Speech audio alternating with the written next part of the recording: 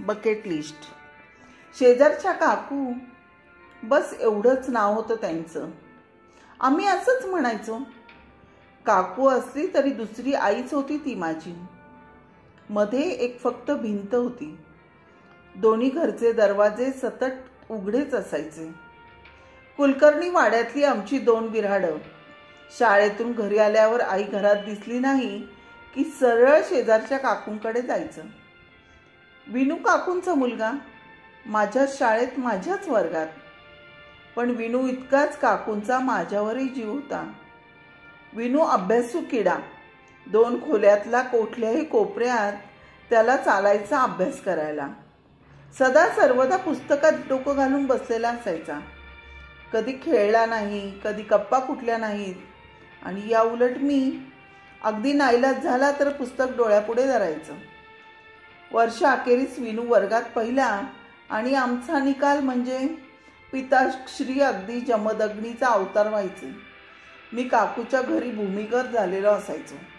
मग 2 दिवस तिथेच राहायचो. वातावरण निवाळलं की घरी यायचो. घरी सत्कार समारंभ व्हायचाच, पण वादळाचा जोर थोडासा कमी झालेला असायचा. अगदी सहन होईल एवढा. काकूच्या उपकाराखाली मी सदैव दबलेला असायचो. काकूच्या घरचं स्वयंपाकघर म्हणजे माझं होमपिच. सगळे डबे मला ठाऊक. विनायला ठाऊक नसतील एक वेळ, पण मला मात्र सगळं माहीत. कुठल्या डब्यात काय. बिनधास्त उचकपाचक करायचो. क्वालिटी कंट्रोल माझ्याकडेच. प्रत्येक पदार्थाची चव बघायला काकू आवर्जून बोलवायची. मी खूप खेळायचो, तालमीत जायचो, भरपूर मारामारी करायचो. तरी कधी कुणाला फसवलं नाही, खोटं बोललो नाही. अभ्यास नाही फारसा जमायचा मला, पण भूक मात्र फार लागायची. घरी जेवून काकूकडे गेलो की पुन्हा जेवायचो. काकूला खूप आवडायचं सगळं. मुलाच्या जातीनं असंच असावं, नाहीतर आमचा विनू सतत पुस्तकात डोकं घालून मुलीसारखा घरात बसलेला असतो. तिला ते अजिबात आवडायचं नाही. काकूची ही नेहमीचीच तक्रार. थोडक्यात काकूचं माझं फार जमायचं. काका कुठल्या तरी दुकानात कारकुनी करायचे. ते दिवसभर तिकडंच असायचे. सगळी बिऱ्हाडं सारखीच, महिना अखेर नकोशी वाटणारी. विनू मात्र खरा हुशार हा. BCom, MCom, CA झाला. दिल्लीला नोकरी लागली. त्यानं खूप आग्रह केला. काका काकूंनी पण पुणं सोडलं नाही. नंतर PhD करायला ऑक्सफर्डला गेला आणि आता लंडनला. गेली अनेक वर्ष तो तिथेच आहे. राजापूरच्या गंगेसारखा 4 वर्षातून एकदा इथे येतो. ते 4 दिवस काकू पुरवून जगते. सून, नातवंड, लेक, आनंदी आनंदच सगळा. 2 वर्षापूर्वी काका गेले. आता काकू एकटीच. अजूनही वाड्यातच राहते बरं का, पण मजेत, तक्रार नाही. तिकडे तिला करमत नाही, इथंच आवडतं. एम्प्टी नेस्ट वगैरे सगळं खोटं वाटतं तिला. पिल्लं मोठी झाली की घरट्याबाहेर उडून जाणारच, चालायचंच. मला सुद्धा बाणेरला शिफ्ट होऊन 8 वर्ष झाली. कसाबसा BCom झालो आणि ट्रॅव्हलच्या धंद्यात शिरलो. आता चांगला जम बसलाय. 5-6 गाड्या, 2 मिनी बस आहेत. बरं चाललंय. 15-1 दिवसातून वाड्यात चक्कर होते. काकूशी भेट ठरलेली हा. मागच्या आठवड्यातली गोष्ट. काकूकडे चहा घेत होतो. काकूची गडबड चाललेली. कोत्या, लवकर ढोसरी चहा. सिनेमा बघायला जायचंय मला प्रभातला. आमची भजनी मंडळाचा ग्रुप आहे बरोबर. माधुरीचा पहिला मराठी सिनेमा पाहायलाच हवा. माधुरी काकूची जाम लाडकी. खूप आवडायची माधुरी दीक्षित तिला. तिला शक्य असतं ना तर माधुरीला सूनच करून घेतली असती तिनं.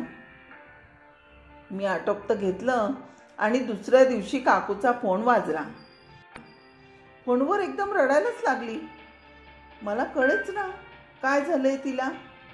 म्हणाली, एक काम आहे रे तुझ्याकडे. 2 दिवस वेळ काढशील का माझ्यासाठी. कोकणात जायचंय, दाभोळला, माझ्या माहेरच्या गावी, आणि तेही तुझ्या गाडीतून.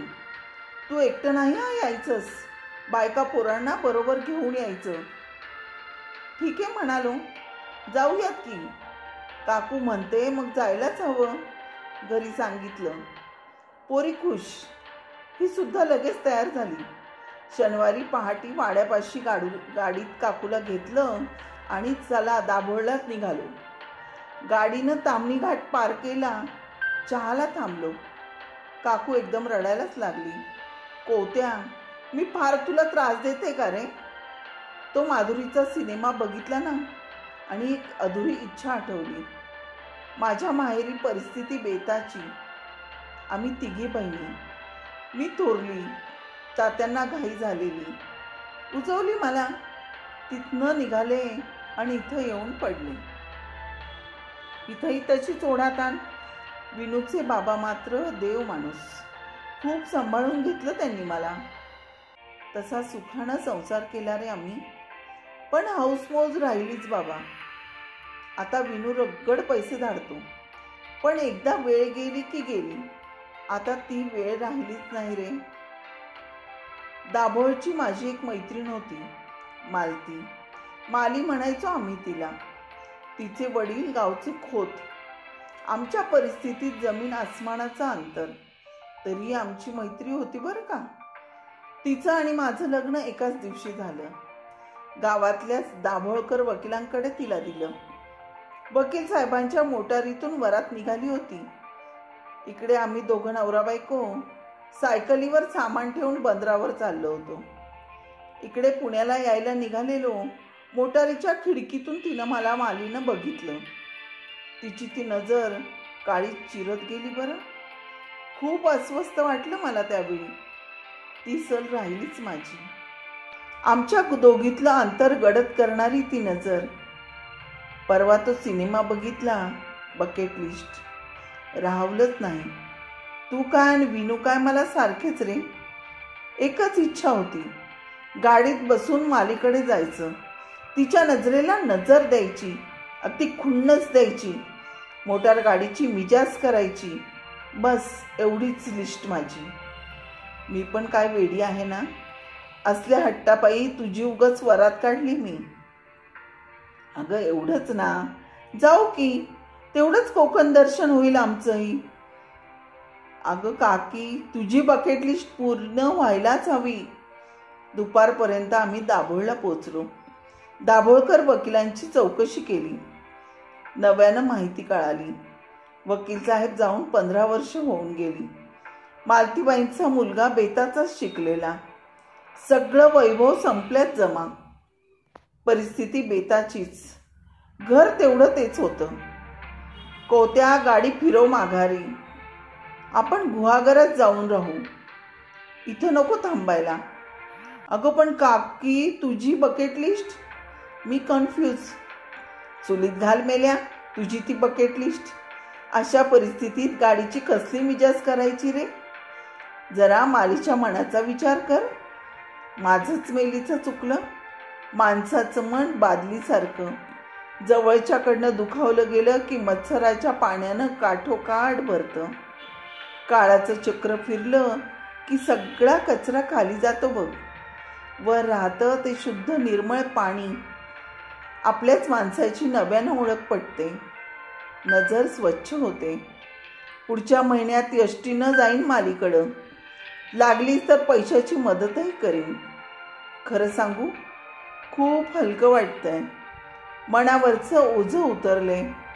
कुठलीही सल उरली नाही. पटलं, मनापासून पटलं. संध्याकाळी आम्ही सगळे गुहागराच्या बीचवर. अचानक नील्या दिसला. एकेकाळचा सख्खा मित्र. मधल्या काळात आमचं वाजलेलं. तोंड फिरवणारच होतो. एकदम काकूचं बोलणं आठवलं. दिलसे हाक मारली त्याला. त्याने स्माईल दिलं. मधली काळीकुट्ट वर्ष एका सेकंदात पुसली गेली. नेहमी वाटायचं एक मित्र उगाच दुरावला. आमचं मैत्र पुन्हा जुळलं. माझी बकेट लिस्ट पूर्ण झाली. थँक्यू काकू. अगं काकू, या जन्मीच राहू दे. पुढच्या जन्मी मात्र तुझी बकेट लिस्ट पूर्ण होऊ दे. दीक्षितांची माधुरी तुझ्या पुतण्यासाठी कशी वाटते ग? काकू हसली, म्हटली, बस रे मेल्या, गप्प बस, कसली माझी काढतोय छेड, चल आपल्या परत मुंबईला. आणि आम्ही परत निघालो, एक शांत आणि स्तब्ध मनाने. मनात खूप विचार होते, पण एक आंतरिक सुखही होतं. धन्यवाद.